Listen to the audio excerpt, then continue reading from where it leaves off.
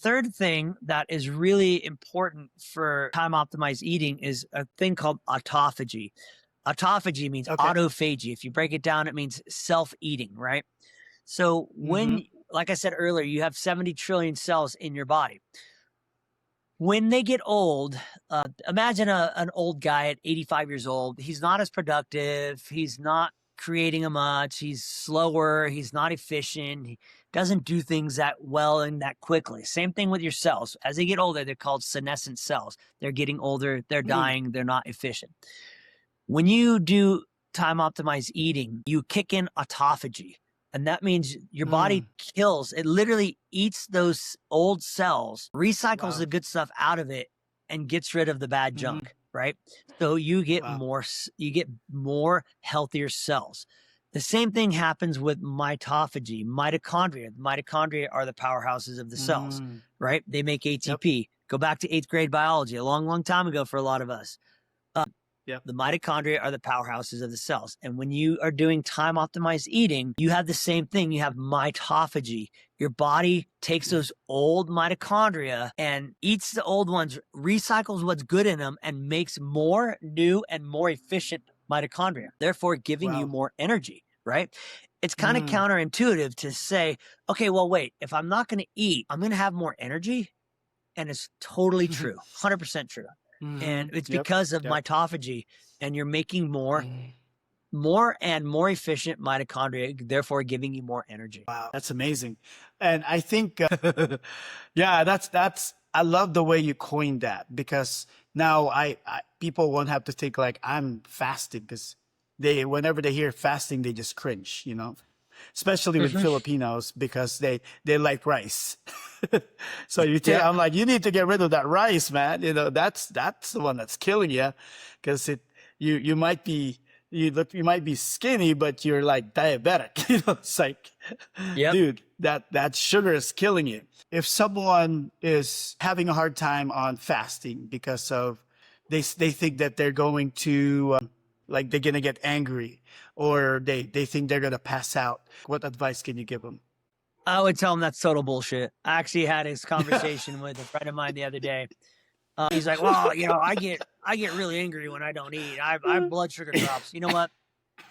Your blood sugar doesn't drop enough to make you have negative side effects. Again, the body's genius, right? Your body knows how to make blood sugar by gluconeogenesis. It takes sugar out of the liver and make gluconeogenesis, making new glucose. There's a thing called the Cori cycle. If you need to, you can break down your muscles and get sugar out of it. Your body is not going to let you go hypoglycemic. There's no way it happens. It only happens if you have an adrenal insufficiency, a hormone insufficiency. So the people who say I'm going to go hypoglycemic, I say get over it. Stop it. You'll get past that in a couple days. Don't be such a weenie. Okay. There are people who actually do have hypoglycemia but it's an endocrine insufficiency. It's an endocrine problem. We have enough glucose in our bodies to have sugar all day long. Even if you don't eat, you're not going to die. The longest fast was 384 days. It was a medically observed fast in a hospital. The guy lost like 400 pounds, like 380 pounds or something like that. And, he didn't die, and he didn't eat for over a year. Right. Yeah. So, to me, that's an excuse of, getting hangry. It's a poor excuse. So just get over it and man up, basically. Make yourself hard to kill. You don't need to be eating every day. You don't need Dunkin' Donuts every day. You don't need, a burrito every morning, and you don't need a snack in between breakfast and lunch, and then lunch, and then a snack between lunch and dinner. Stop eating. You're not supposed to be eating all day long. So that's correct. And I find that like people eventually get over it and they feel better not eating all day long. We're not supposed to be digesting food all day long. It takes a lot of energy to digest food. It's one of the most energy resourceful and energy dependent mechanisms we have in our body. It takes a lot of energy. So so what thank you for that, Doc, because I have friends that don't believe me. I'm like, you're not gonna die. You are not gonna die. They think they're gonna pass out. So what happens in your body if you keep feeding? Because I see these bodybuilders, right? Because I used to compete, and they say like, I'm trying to mass gain, so I'm eating all the time, every 2 to 3 hours. And I tried it, and I don't think it's healthy. But what happens to your body if you keep doing that? It's definitely not healthy. It's funny. I was just having a conversation with a guy today I work with, and he's huge. He's just stacked. He's buffed as heck. Big guy. And he's eating 5,000 calories a day. And I looked at him and said, dude, big dogs die young. Okay. Just keep that in mind. Okay. And he's like, I know. That's right. And he's been a competition physique guy. He got super, super big and buffed and then cut all this weight. And I told him, I said, dude, you look like shit when you cut all that weight. You looked sick. He's like, yeah, I know. And like, I didn't feel good. And I'm like, dude, it's not good for your body. But so when you continuously eat, your hormones get out of whack. We have, again, the human body's genius. We have ghrelin and other hormones. Ghrelin is a hormone that says, gimme, gimme, gimme. It makes you want to eat. We have hormones that tell your body, hey, I'm full. I don't need to eat anymore. And that's actually one of what some of the GLP-1s today, they tell your body, they tell your stomach's full. Hey, you don't need to eat anymore. So when you eat too much, when you're eating all the time, that means you're also squirting insulin out all the time, right? Insulin is a growth factor. It can make you fat, right? When you have a bunch of insulin coursing through your brain, through your blood all day long, your cells also then become insulin resistant. Insulin resistance is a terrible thing. It's the first step to diabetes, and you don't want that. Again, like I said, diabetes should be changed. The name, it doesn't sound bad enough. So fasting is absolutely imperative for everybody. There's some people who should not fast. People with eating disorders, pregnant women, women lactating, women who are still having their periods, they should fast differently. Maybe not 16 hours every day.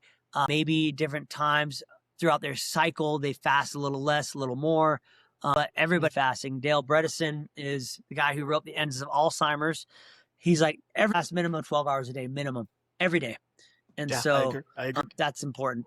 Again, eating all the time takes a lot of energy. Where can we find your Substack if people want to sign up for that? Where can they find you if they want you as a doctor? Tell us also the Degree Wellness if you want to. Yeah. Substack is Robert Floyd MD, hard to kill. Empowerment MD on Instagram, Facebook, Robert Floyd MD on TikTok. My wife and I are opening Degree Wellness, which is an awesome longevity and recovery studio with cold plunge, infrared sauna, red light therapy, IV drips, cryotherapy, oxygen, compressions, everything about recovery and longevity to help us live longer. My whole goal is health span.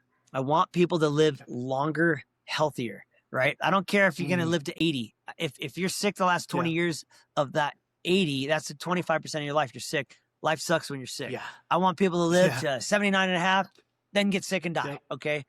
So it's all about longevity, right? And so Degree Wellness we're opening that in Reno in the end of May.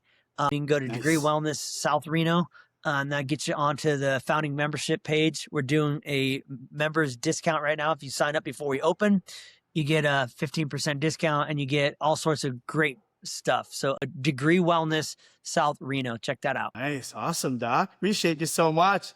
And I'm excited to do more of this. Pick your brain and have people learn from you. For sure, man. Thank you so much. Super fun.